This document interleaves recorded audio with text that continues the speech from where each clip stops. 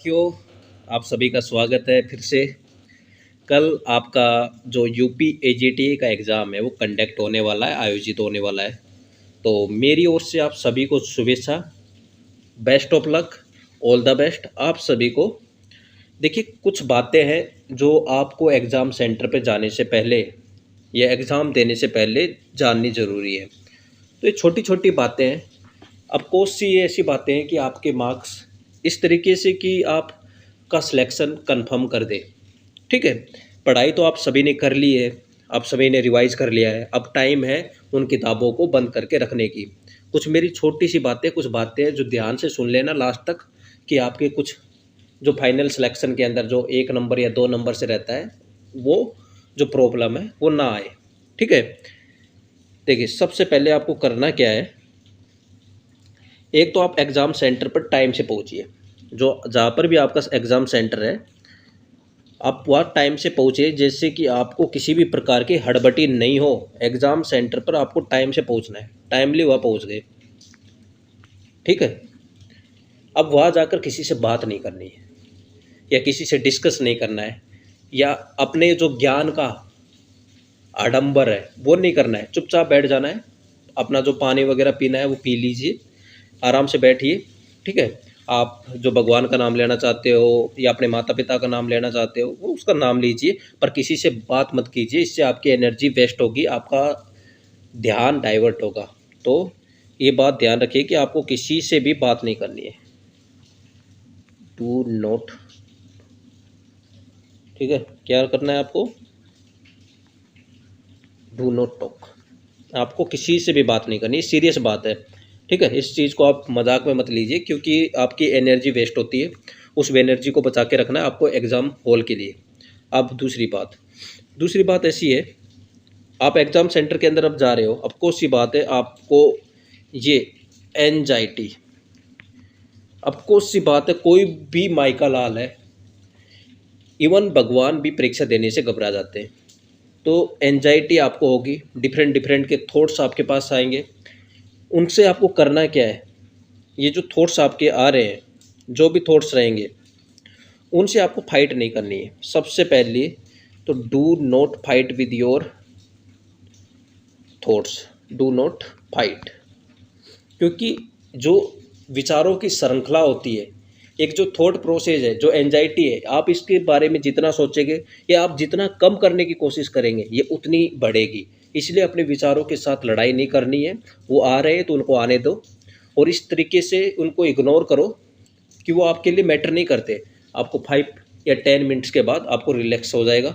ठीक है, किसी भी प्रकार की कोई एक्टिविटी नहीं करनी है, उनको फॉरगेट करना है, उनके ऊपर ध्यान ही नहीं देना है। इस तरीके की, they are not matter for me, ये मेरे लिए कोई मैटर ही नहीं करता है। ठीक है, तो वो अपने आप आपके दरवाजे पर आकर लौट जाएंगे। क्योंकि वो कितने टाइम तक आपके दरवाजे को लॉक करेंगे, वो लॉक करेंगे। आपने दरवाज़ा खोल दिया तब को सी बात, आप उससे सफ़र हो जाएंगे। बट यदि आपने उन चीज़ों के ऊपर ध्यान नहीं दिया, आपके एंजाइटी के ऊपर ध्यान नहीं दिया, उन ओवर थिंकिंग के ऊपर ध्यान नहीं दिया, तो अफकोर्स सी बात है, 5 या 10 मिनट के अंदर वो थॉट आपके दिमाग से गायब हो जाएंगे। एक तो ये बात होगी। दो बातें। तीसरी बात, जब आप एग्ज़ाम सेंटर में चले जाएं, तो जो स्टार्टिंग की जो 15 मिनट्स होती हैं, उस समय जो आपका माइंड है वो एग्ज़ाम एनवायरनमेंट के लिए सूटेबल नहीं होता है। तो इस टाइम आपको एग्ज़ाम अटेम्प्ट नहीं करना है। कोई भी एग्ज़ाम क्वेश्चंस को कर लिया है, देखो आपने क्वेश्चन सोल्व कर लिया, बट उसको ओएमआर शीट के अंदर, या आप ऑनलाइन दे रहे हैं आपका एग्ज़ाम, तो उस टाइम उसको रिव्यू करना है आपके लेटर स्टेजेस के अंदर, क्योंकि वहाँ पर गलती होने के चांसेज है। एक 10 to 15 जो मिनट्स की विंडो के बाद आपका दिमाग एग्ज़ाम मोड के ऊपर आ जाएगा और आप अपना एग्ज़ाम सही से करने लग जाएंगे। अब एक और बात, अपने एग्ज़ाम को कभी भी वन टेक में नहीं करना है, यहाँ से चलना है और यहाँ ख़त्म करना है, ऐसे नहीं। आपको करना क्या है, इस तरीके से स्प्लिट मोड में जाना है। पहले वो क्वेश्चन जो आपको 100% आते हैं, सपोज़ आपको 100% आने का मतलब कि देखा और आपको आंसर आ गया कि इसका आंसर ये, टिक कर दिया। तो सपोज़ करो आपके पास ऐसे 100 क्वेश्चन है और आपको इस टाइप के क्वेश्चन मिल गए 50, और आपने तुरंत देखा और तुरंत आंसर आ गया और आपने उनको लगा दिया। अब कुछ क्वेश्चंस ऐसे रहेंगे जिनमें आपको 3 ऑप्शंस के बारे में तो पता होगा, एक ऑप्शन आपके लिए नया होगा, तो उस क्वेश्चंस को अब अटेम्प्ट करना है, क्योंकि आप ऑफकोर्स सी बात है उसको लगा देंगे। तो इस टाइप के क्वेश्चन आपको 20 मिल गए, आप हो गए 70। अब जो क्वेश्चन लेफ्ट है, जहाँ आपको तुक्का जो मारना है वो काम आएगा। अब आपको देखिए कि आपको 2 ऑप्शंस आते हैं, 2 ऑप्शंस नहीं आते हैं, पर इन क्वेश्चंस को भी अटेम्प्ट करना है, ऐसा नहीं है कि इनको छोड़ देना है। पर अपनी जो तुक्का मारने की जो अप्रोच है उसको बेस्ट रखिए कि 70% ये हो सकता है, 60% ये हो सकता है, तो 70% ये हो सकता है, तो इसके साथ जाना है। क्योंकि आपका राइट हो गया तो आपको 1 नंबर मिलेगा, और रॉन्ग हो गया तो 0.25 मार्क्स आपके लेफ्ट होंगे या कटेंगे। तो आपको इस क्वेश्चंस को भी अटेम्प्ट करना है।